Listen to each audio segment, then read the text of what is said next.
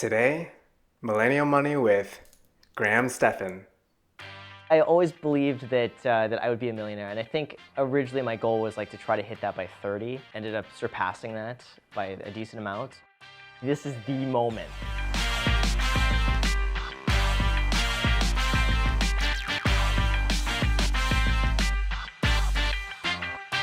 My name is STEPHAN. I'm 29 years old. I make $1.6 million per year and live in Los Angeles, California. And welcome to, wait for it, Millennial Money. It's funny, when you first see him, you see this cute little baby-faced adult that passes for a high schooler. And then he says, I'm a real estate agent, real estate investor, YouTuber. With all that confidence, your ears perk up real quick. Hi, my name is Joseph, and I'm a monkey trainer, horse racer, and cliff diver. So I'm a full-time real estate agent, real estate investor, and YouTuber. Every day is going to be a little bit different. Some days I'm going to be out with clients showing properties, other days I'm going to be planning YouTube videos, and some other days I'm going to be looking at properties for myself to invest in.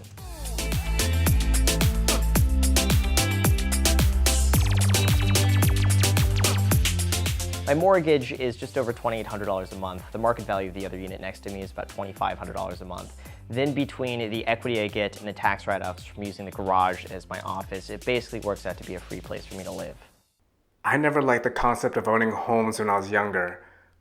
For me, it was a crutch because it was a 30-year debt and a permanent place I had to go back to instead of seeing the world. Now, Graham saw the true value of homes as a business investment, one that lets you live for free and builds wealth while appreciating every year. To imagine this, we're simply gonna buy a 3-bedroom home with a monthly mortgage of $500. You live in one room while renting out the other 2 for $500 a piece. That should cover your mortgage, your utilities, and electricity, so anything after that is considered profit.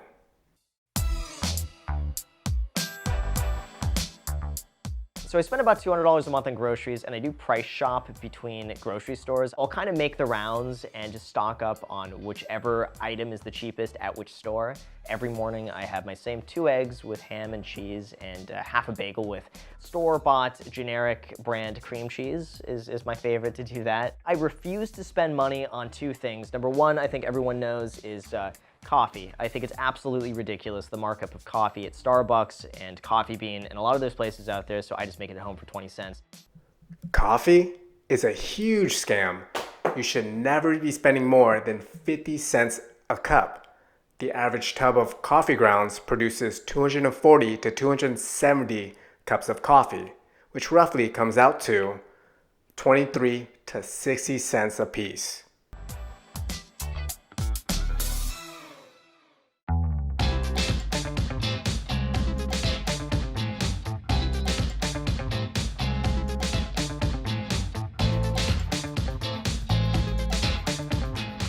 So I got into real estate basically as soon as I turned 18 years old because I had no other options. I didn't get into college. I had really bad grades in high school, and I saw getting my real estate license honestly as a way where I could just get 1 year of work experience and then reapplying to colleges. But it turned out to be a career I really loved. Now, he is a great example of not needing a college degree to become successful. All you need is the drive and passion.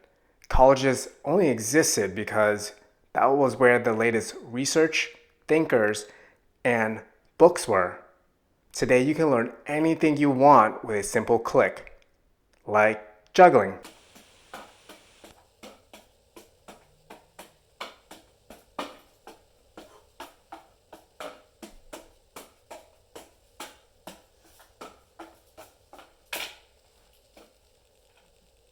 So I ended up living with my dad for the first few years. I moved out in my early 20s, and that was when I bought another property. The first property I bought was when I was 21 years old. It was a short sale for $59,500 in San Bernardino. It was a foreclosure that was being sold by the bank. And at the time, I had been saving up as a real estate agent, basically using all of my commissions, just putting it in a savings account. I bought that property in cash. It actually appraised and was refinanced for like $260,000.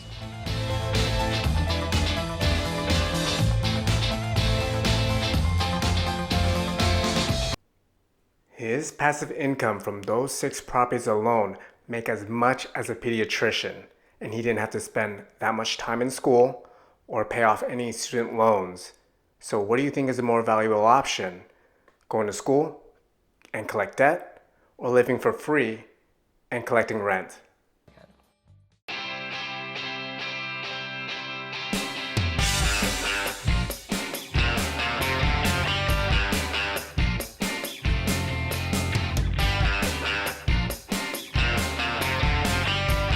I had no idea that anyone would actually watch me, and I had no idea that I can actually make any money doing this, so I started it really just with the intention of having fun. I'd always wanted to do it, but I also felt like, who would want to watch me? And I felt like I didn't have the personality for it, and I just felt like, I should probably postpone it, but I just made a video one day, spur of the moment. It was a slow open house, and I just filmed with my iPhone, the selfie side, just talked about how I got started in real estate. And that was such a fun experience, and I remember that video getting like 9 or 10 views and just being like, oh my god, like 9 people have seen this video. So I started making more videos, and once I started doing about 2 videos a week, the growth really just exploded, it seemed like. I would say 99.9% of the comments are so positive and so supportive. I absolutely love them, and it really feels like a sense of community. Then you get some funny ones. The negative comments at this point, I'm so used to them. Then after a while, I think I realized that it has more to do with them and their own problems that they portray onto you than it does about you. So right now, probably like 85% of my income is affiliated with YouTube in some way or another, and then the remaining 15% is through real estate sales or real estate investments. It's good he's diversified his income because he'll have strong alternatives when one of his businesses have a setback. And 3 revenues is perfect because it's easier to focus on those rather than 10 to 20 jobs. So since I've always been self-employed, I've never had a formal like 401k, but I do have a SEP 401k. I've thrown some money in there at the end of the year, just if it's left over, just as a hedge. But then as far as savings are concerned, I always like to keep about $20,000 to $30,000 in one of my checking accounts just to cover anything that could come up in the short term or to draw from if I have any expenses that come up. But other than that, all of my other money is spread out through several high-interest savings accounts. Take a close look at his chart. His passive income alone is enough to let him lounge around all day and pay bills. For me, I feel it's best to build that passive income up, and then you can focus more on other businesses and passion projects. It was actually something I really got into as a kid. For some reason, I found it really cool to collect like old American coins and paper money. And what I would do is go across the street from where I would work to a bank, and the bank teller knew me, and she knew me because I would go in and always ask for like any old money that she would have. Some lady came in the bank and exchanged $200 of all just like perfect condition $10 bills from 1934. So some of these are worth up to $200 depending on the condition. Others are worth more like $40 to $50. So I wouldn't really consider these an investment. Like I think it's probably way better for me to put my money in the stock market than it is for me to get like, old money and just keep it for a long time. But this is just a fun hobby. It's great to have hobbies. My dad was very into collecting older coins, and it just never rubbed off on me. I was very more into shark teeth hunting.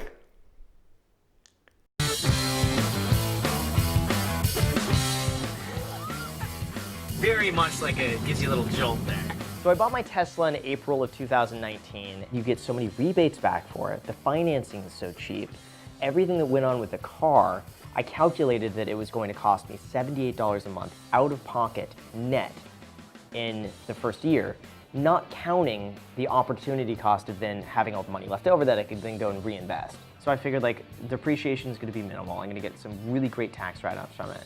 So it's going to almost be a free car. And I figured like, oh, that's the video I'm going to make. Then that video ended up getting now almost 6 million views. I think the total cost of the car with everything, all out the door with taxes and like all of the options, everything was like 44 grand.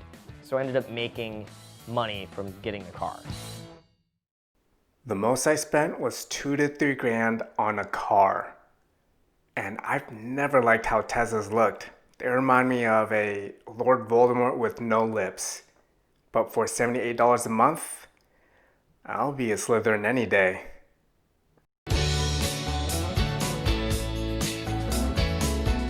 Well, I think we only lost like 2 or 3 pasta noodles, so I think we did pretty good.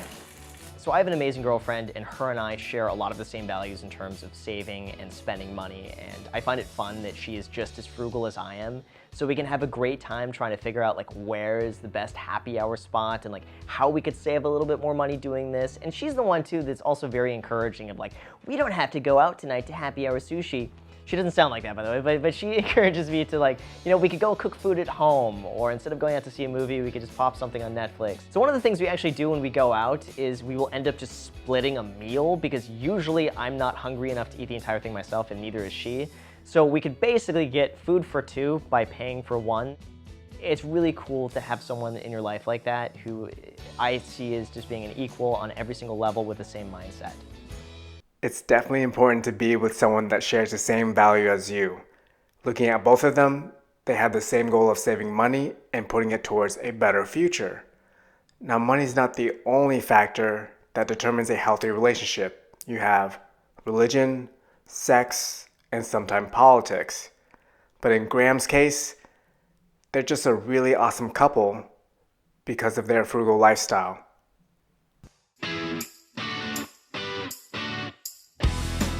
So in terms of net worth goals, I really don't have any, and I have no desire of becoming a billionaire. I don't even know what I would possibly do with that amount of money. I would like to hit 10 million. I feel like that would be just a decent number. The only thing I really want to do is travel, that I haven't done. That's the only thing, but I could do that if I wanted to. It's just not the right time to do that. You don't need to be as extreme as I am. You don't need to skimp on every purchase at all. You don't need to work 12 hours a day. But you do need to think outside the box, and you do need to be creative and leverage your time appropriately. But I love it, and I love the challenge of saving and trying to handle my money well and grow it. No one is more frugal than I am. Well, Graham gets the honorary title of the Frugal Asian because he's very cautious of spending his money and he's financially savvy. The best part is he teaches you everything he knows online. So go check him out because my mom has, and she definitely loves him more than me. Love you, Mom. As always, thank you so much for watching. It would mean a lot if you could leave a like, comment, subscribe, and show us some love.